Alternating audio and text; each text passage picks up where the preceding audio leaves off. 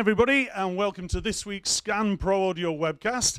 We've got a real international feel about things this week. We've got the guys from Arturia here. Before we start, as usual, I usually talk about a couple of things that have caught my interest this week, and I was going to talk to you a little bit about recording with the SE1A that I've been doing this week, along with the Golden Gill Trap thing that you might have seen in previous weeks. But actually, this thing arrived this morning, and I'm going to do this instead.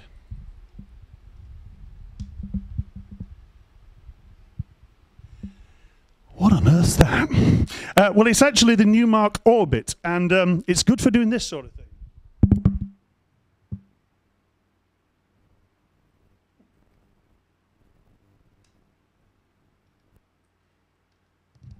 For those of you wondering what the heck I'm doing, it is, of course, a controller, and I saw it demoed at the NAMM show, and the guy doing it was doing a fine job. It seems to have all the various buttons and knobs and things that you'd want, and I think, if I'm right in saying, they've got their own way of sort of wirelessly controlling stuff. But it looks really good fun, and if nothing else, Simon thinks that we could make it look a bit like the robot out of Buck Rogers by strapping it to your chest. But anyway, I digress.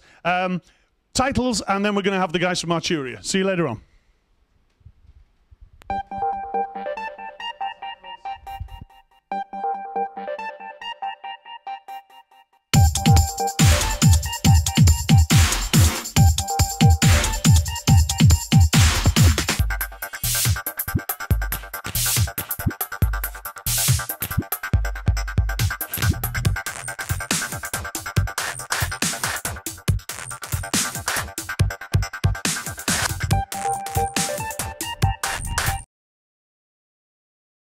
Hello, welcome. I'm Alex from Arturia, and I'm Sebastien from Arturia as well.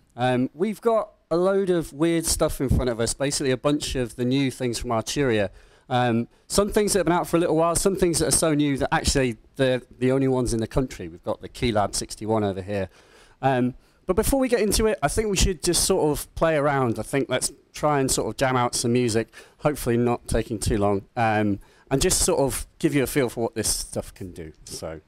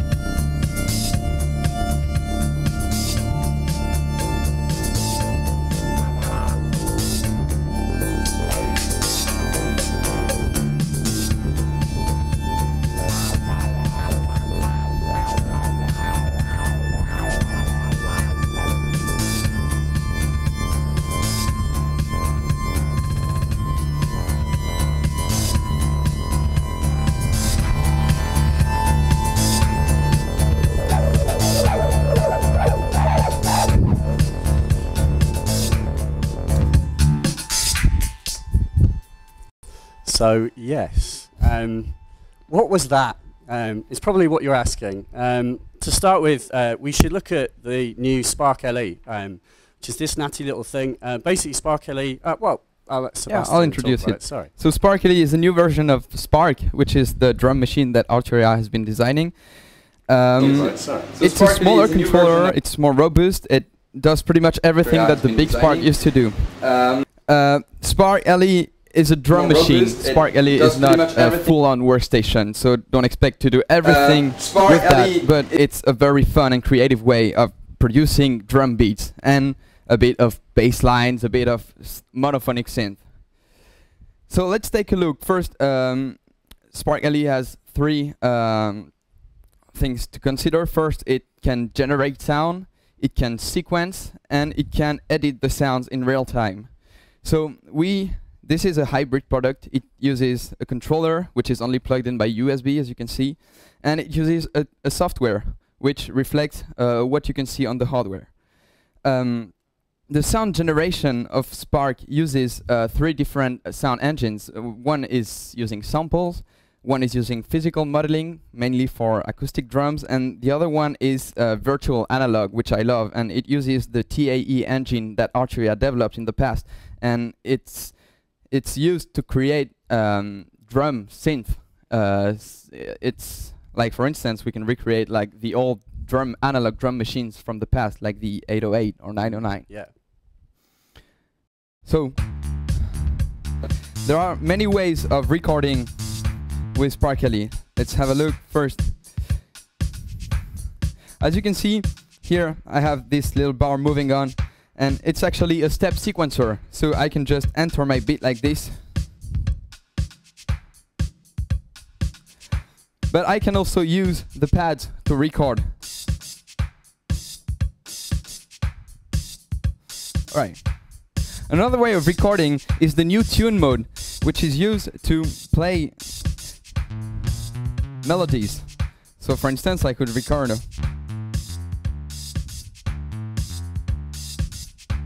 Alright. So what else do we have? We have several different ways of editing the sound afterwards. Right here you can see XY touchpad that can be used, like for instance, for filters, as a slicer effect, or as a roller.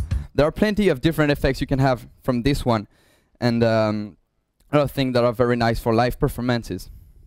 We also have a looper that's going to take a bit of the sequence, and you can move into the sequence and play around with that. What else? We have a bunch of controls. These are 3 instrument parameters which are dedicated to the knob, to the pad that is currently selected. So for instance, if I select my bass here, I have control over like the cutoff or the decay, things like that. And it's pretty nice to be able to edit your sound in real time and have dedicated parameters for all of your pads. All right. What about changing patterns as well? Like, yes. Yeah. So Spark ships with a collection of about 100 different projects. A project is made of 16 instruments. So you have 2 rows of 8 sounds.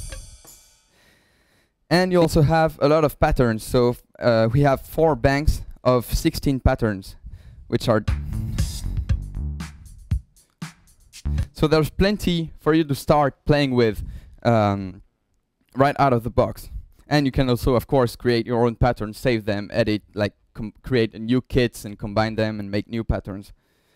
What about like sounds as well? Do you get sounds? How many sounds are sort of in there? There are about 1,500 sounds inside the machine, and it's easy to just drag and drop samples on the pads. You can just grab a sample and drop it on the pad, and it's gonna play. You can also take some of the existing sounds, either samples or physical modeling or synthesis, and recombine them together and make your own kit. So pretty much. Yeah, cool. Yeah. So we've got the global effects as well. There's a bunch of effects which affect just the instruments, and then global effects as well. The sends and stuff like this is done with the touchpad. There's a bunch of sort of shortcuts and stuff, so if you get really into it, you were showing me there's a way that you can you can basically send to both directions here. You can also assign that to the dials as well. You can use the select buttons and 1, 2, 3, 4 to move through the GUI. If we look at the, I don't know if we can see the GUI on the screen, on the computer screen. But basically, I can page through that. There we go. I can page through it by just pushing the buttons on the controller. You don't actually have to use a mouse. And I think that's the beauty of Sparkly. So you know, you can kind of just get sounds right away and start messing around. It's very fun and intuitive. And as we were saying, you know, it's not trying to be all things to all men. It's purely about drums, and it's about kind of having a lot of fun with those and giving yourself. I think the beauty is almost it just gives you enough from the control panel to have fun and experiment and edit. But if you do want to get kind of deep into it, you can. It can also send MIDI as well. Yeah, it can send MIDI. Yeah. It can be used either to like send MIDI, so you can use it as a sequencer and then feed it into any other drum synth you have, or drum sampler or whatever. Yeah, yeah. You can also create like patterns and then just drag and drop them out of Spark, either in MIDI or in audio and WAV files. Yeah, literally, you drag them out of the interface and it renders in real time, creating a WAV file. So, like if you were, we're running it standalone here. I mean, it's also worth mentioning it can be a VST and an AU. Yeah, and that's AX is 90% on the way. of the time you're going to use it that way. I think you're going to use it in your DAW, be it Ableton, Logic, whatever. But if you use it standalone, it's really nice. You can drag out patterns. So if you made like, I don't know, 15 patterns, 16 patterns, had a bit of an afternoon just kind of making drums, drag those patterns out and it will literally render real-time WAV files. So you'd end up with a folder of your own sounds that you could kind of, further edit and mangle. Plus, if you were running this in a DAW, you can literally drag them out of Spark and straight into the editor, and you can change that to be MIDI as well. So, if you've got all your patterns, you can export them all, put them in the channel with Spark and play them back. Yeah. So it's a way of moving from the workflow of the device to a kind of more traditional linear, with all the patterns having been made in a kind of intuitive fashion on the device itself. You can see Spark as an entry point to like creating drums, and then if you want to get more serious into production, like make a full track, it might be better to just get out of it and play around with other stuff. Yeah, use it as a module basically. Exactly. Cool. All right, so let's move on.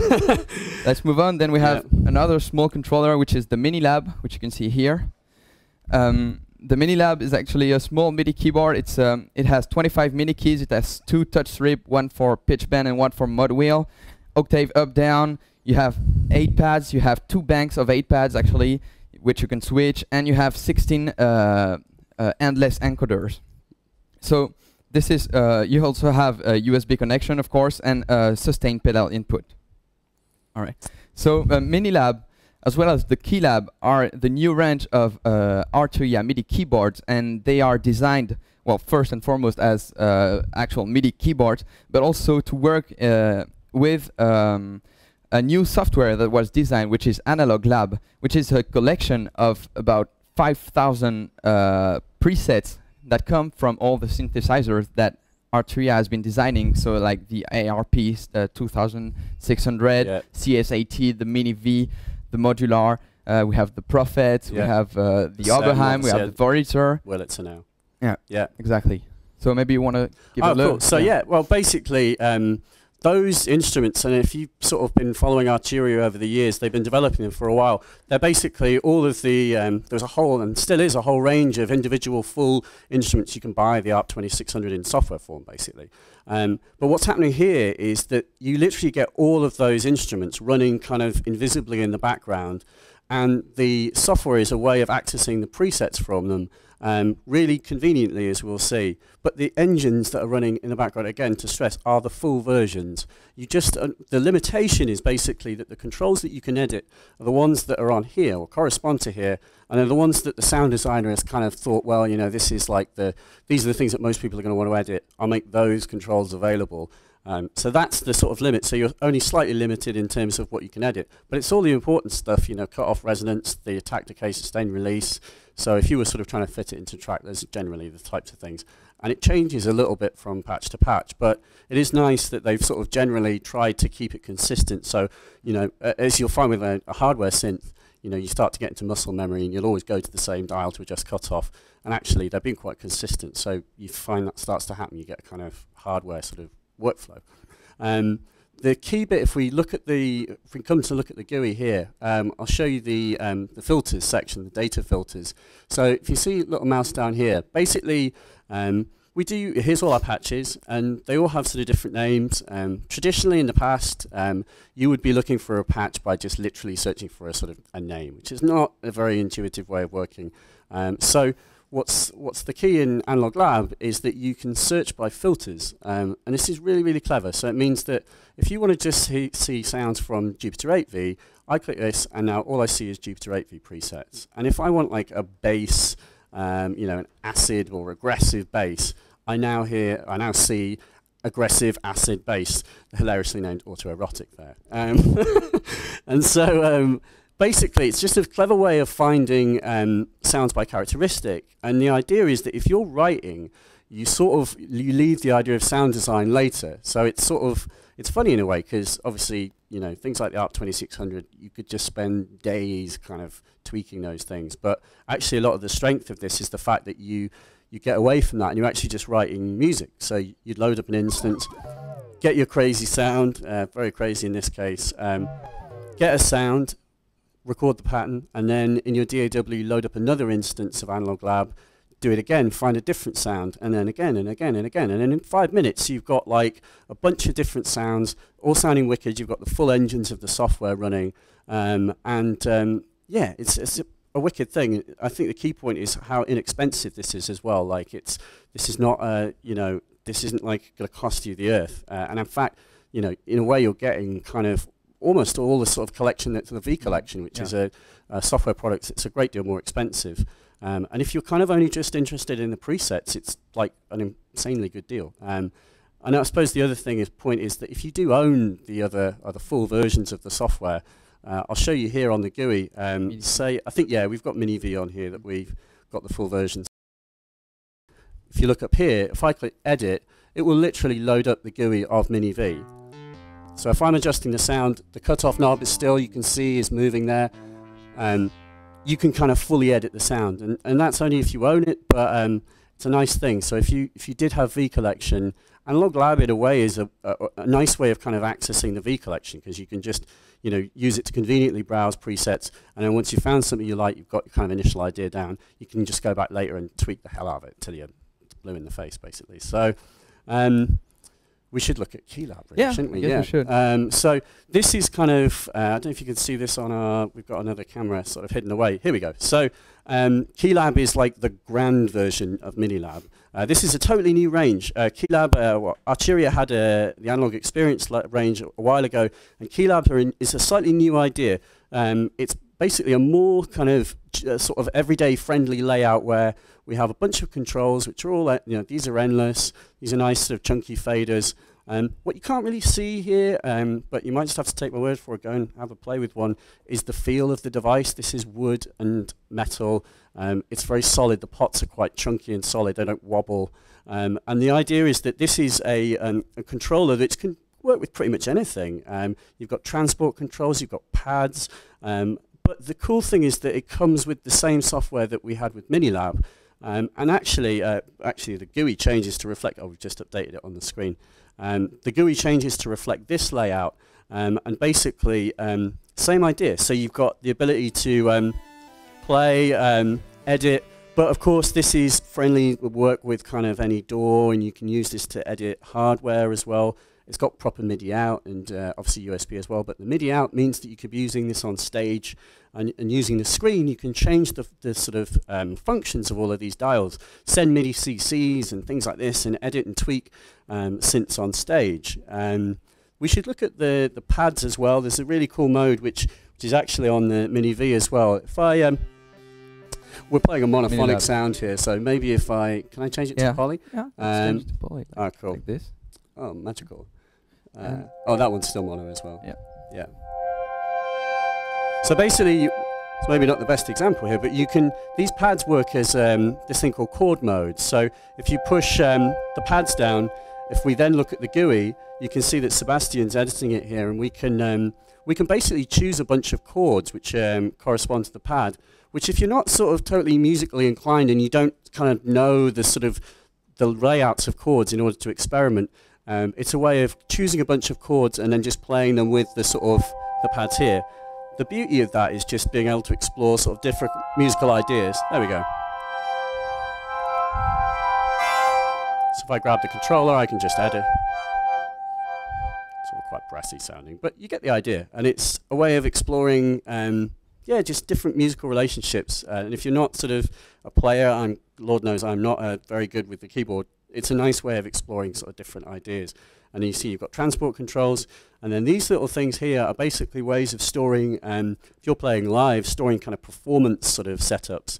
You can push these buttons and basically jump around favorite setups, you know, up to 8, 10 in this case. So I've got one here, and I can hit this, and totally different sound. So if you were playing live, I know you've got a laptop just kind of out of view, and this is your master keyboard, you'd use those to kind of adjust the sound that's playing, basically. you'd be sort of doing that. It's a simple access from one preset to another. Yeah. And since the always have the same layout, well, you can, like you say, you can pretty much play live, have the computer on the side, not even look at it, and know which ones are your presets, and go from one to the other and tweak the knobs to edit the sound in real time. We have a quick question for you. Oh yeah, go for it. Will the plugins work without the controllers connected? Yes. Yes, which definitely. is very nice. So if you're traveling, although you might take MiniLab with you, but probably not this. So yeah, they work totally fine. Same with Spark LE actually. The Spark software works totally without the controller connected. So I mean, we didn't sort of look at it in depth. There is actually an editor at the top where you can go in and step sequence your sort of drums. So you can totally keep making music on the road. You don't have to always take your controller with you. Exactly. And the Analog Lab, the software, is also available just as a software. And if you're not into buying a new MIDI keyboard and you already have one which you're satisfied, you can just buy the Analog Lab and assign the controls of the Analog Lab to any MIDI keyboard you already own, and it will work. Yeah. So yeah, and then that's kind of it really for this stuff. I guess the last thing is to look at this little Mini. So if we look at this on the overhead, basically this is MiniBrute, and MiniBrute is an analog synth.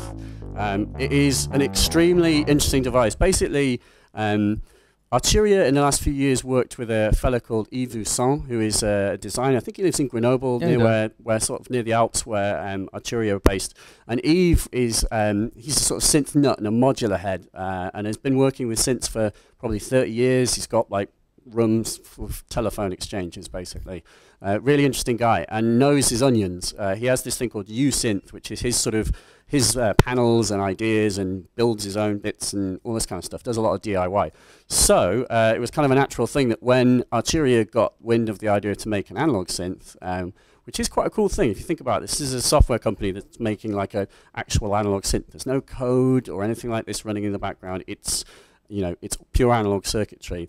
So Yves' sort of DNA is in this device, and he's done a really interesting job taking kind of elements from some of the most interesting synths of the last 30 years and putting them into something that is totally new. This is not really a recreation of an old synth. It's kind of its own thing, basically. So let me show you how it works. So here we've got an oscillator, which is a misleading thing to say, because to be honest, the oscillator is really complex and clever on this. You've got 5 different wave shapes, which you can blend together. So you've got a sub-oscillator, a saw, square, I'll open the filter so you can hear it a bit better, square, and a triangle, which, and every one of these, oh, you also have noise, sorry. There's also an audio input, but yeah, let's get to that later. So each one of these has a kind of superpower. So the sub-os can be a sine, it can go up and down, it can go down 1 octave or 2, so good for fattening things up. The saw has this very clever thing called ultrasaw. So if I do that, you can kind of hear this sort of phasing sound, you know, and if there's a rate control to change that phasing, really cool. So it kind of sounds like a bunch of different oscillators mixed together, even though there's still actually only one.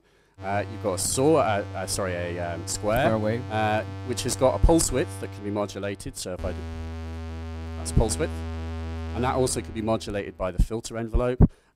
Triangle, which is got this absolutely crazy thing called Metalheadz.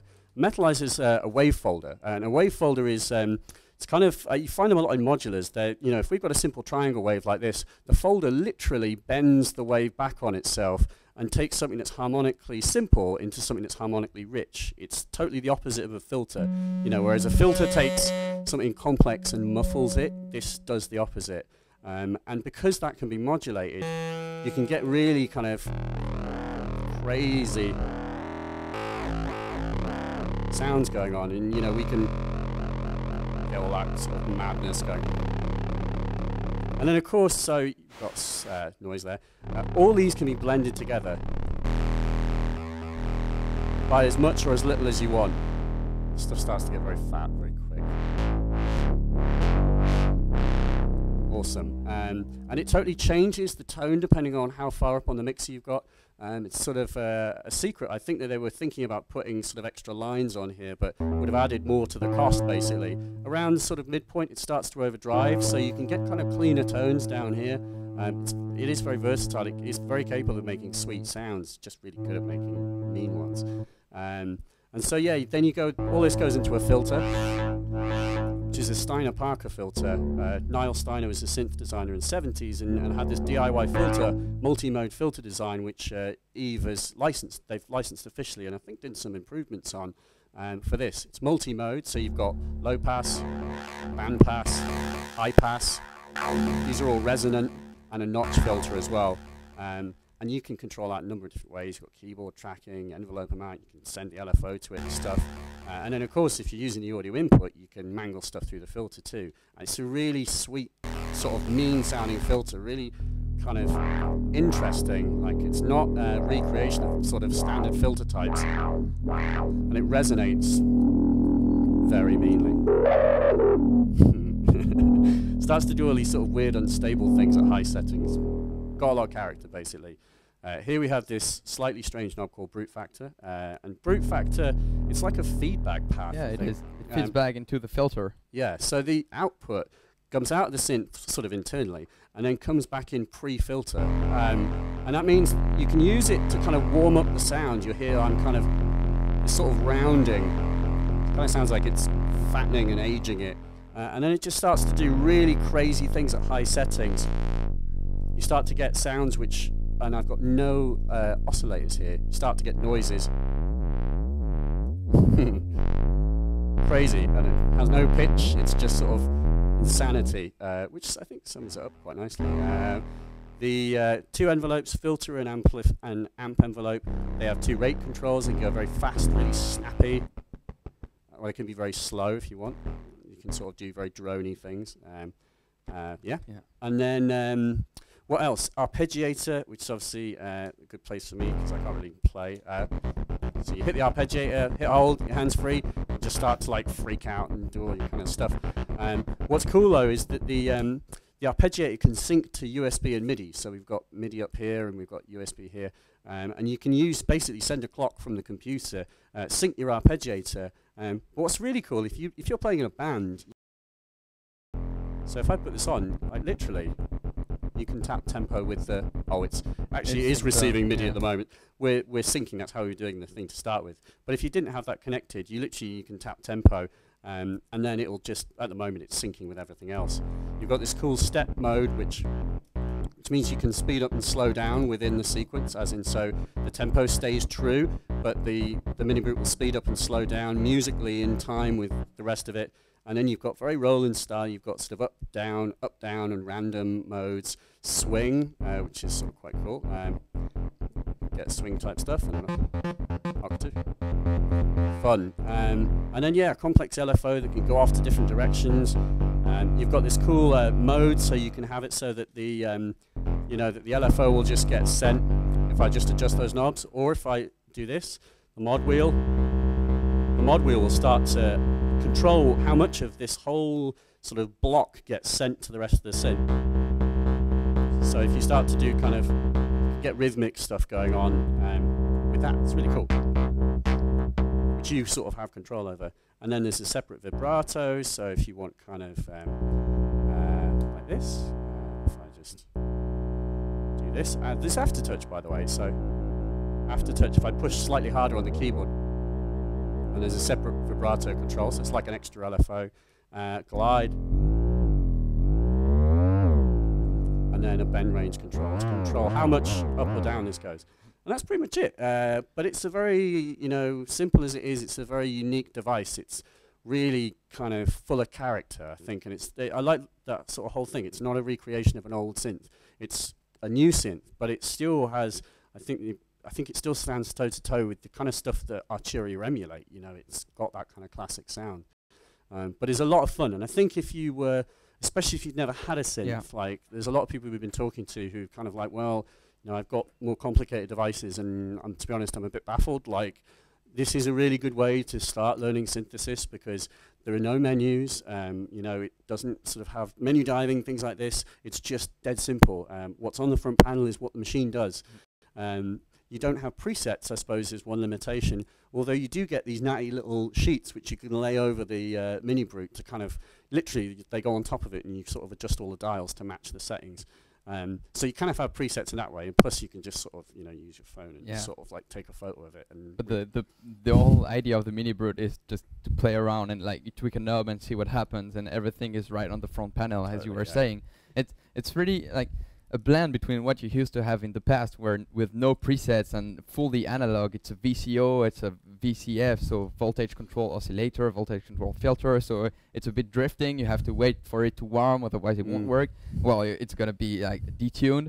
Yeah. And but there is this whole part of like old school analog, which has a very beautiful sound, nice characteristics, and it is also pretty like modern with the synchronization with the USB. It can be used as a MIDI controller. The keyboard sends MIDI notes and velocity. The pitch bend and mod wheel can send MIDI. The rest does not send any MIDI because it's just like analog knobs and it controls the sound only. It's good. It's fun. And yeah, like with a few of the guys were messing around with it, sounding much better than I do. But the it's wicked. It's a lot of fun. So, I mean, that's pretty much like we've covered everything, I think. Do we have questions or anything? Guys? Yeah, do the guys have any questions? Want to try anything? There is one thing I didn't mention on the MiniBrute actually, which is really cool. Obviously, you've got the audio input, but if you're clever, there's stuff you can do. So you've only got one oscillator, and you're like, well, I want to do detuned sounds, or I want to do sort of, more than these sort of sounds will allow me to do. Because the MiniBrute sends and receives MIDI and will trigger its sound engine really happily, one really clever trick is if you have got your DAW and say you've got a sampler in the DAW and you've recorded a little like tone, you've made like literally a vocal tone, a wavetable, as long as you send MIDI to both the MiniBrute and that sort of block that you're running in your DAW, route the audio of that out and into the input round the back of this, and then you can blend that in with the audio that's coming from the oscillators. So in a sense, you're augmenting the oscillators that are with MiniBrute. You're blending a sort of bright, buzzy wave sound from your computer in with the synth, and it will just literally it will blend right in with the oscillators. Actually, you just add a new oscillator. Exactly. And even if you want to play like with a polyphonic synth, you send MIDI to a polyphonic synth and you get it back into the MiniBrute, and you can have chords inside the MiniBrute and have this awesome filter. And you sort of open up the filter on your like synth. And since you play the notes on the MiniBrute, the envelopes are going to open when you play the notes, just like you would expect. Yeah, it's really cool. There's another thing we didn't mention, which is that with the audio input, this is switch at the back. By the way, when you get one, and if you're like, it doesn't, it's just on all the time. This switch at the back controls. At the moment, I've got it set to keyboard gate, so that when the keyboard gets touched, this will open up. If you do this, it will just open up, which is very useful if you want to just process audio. So you just leave that, the synth is open, and then if there was audio coming in, you'd be hearing it blended in. But the cool thing is there's a third setting, so that when you play audio in, if it's over a certain volume, it'll actually fire off the envelopes, the filter and the amp. So say you're putting in a drum loop or something, those peaks of the drum loop are going to make the filter and envelope, the filter and amp envelope fire. And then when you start to sort of adjust them, start to change their response and get them controlling the filter, you'll find your drums start to get modulated in a rhythmic and kind of really cool way. Yeah, it'd be really cool. It's not. Sorry. Just go back away from MiniBrute for a second. Yes. And we're going to ask, what are the encoders like on the controllers? Are they endless? Yes, they are on both. On the whole Keylab range and on the MiniLab, all of them are encoders and endless. Yeah, they feel solid as well. You have to take my word for this, but they don't sort of wobble. They're and kind of chunky. They can work in absolute mode or in relative mode, depending on what you intend to use and what you're using with. But yeah, endless. So let's see if we can noodle around. Any sound? D. Oh, key of D. Whoa.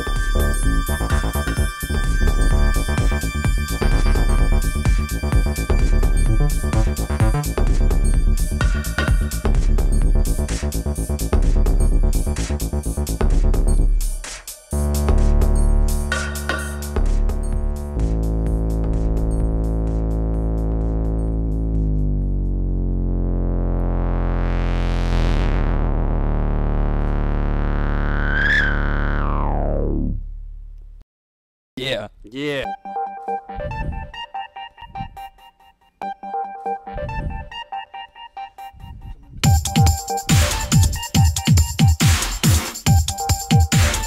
Oh, wicked. Nice.